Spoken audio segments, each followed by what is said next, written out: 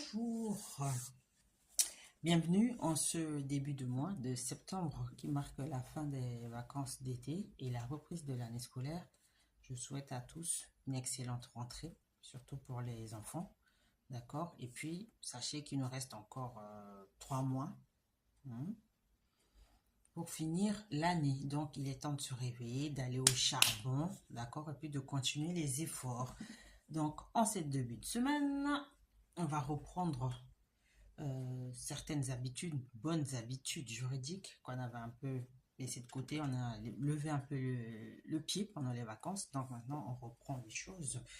Euh, donc, on va reprendre nos analyses de la jurisprudence. Donc, par là, j'entends les décisions du Conseil d'État qui marquent dans le paysage juridique, qui ont une importance, une portée, d'accord, en ce qui concerne le droit des étrangers. Ceci étant, on va mettre aussi l'accent sur les autres domaines du droit parce que dans les retours que j'ai, les messages que j'ai en privé, il y a aussi certains aspects de la vie privée qui reviennent, de l'affiliation, etc. Donc, on va articuler ça pour que, même si le droit des étrangers reste la dominante, on ait de temps en temps des QCM ou des petites sessions en droit de la famille, par exemple, d'accord? Et à ce moment-là, cette partie elle sera réservée aux abonnés, d'accord? Parce qu'il faut bien qu'il y ait une différence entre ceux qui errent, qui tombent sur les vidéos, qui regardent, qui prennent les infos, et ceux qui s'abonnent, qui partagent, qui likent, qui mettent un cœur, etc. ou qui s'abonnent vraiment, d'accord? Donc, voilà comment les choses vont se dérouler dorénavant.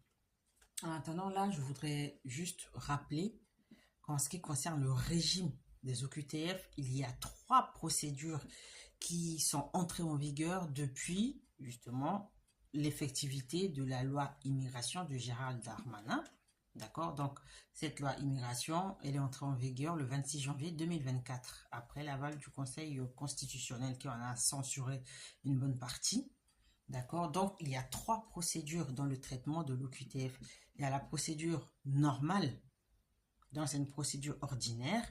Il y a la procédure spéciale et la procédure prioritaire. Donc, selon que les ressortissants visés par l'OQTF appartiennent ou non à l'espace économique européen, les délais varient.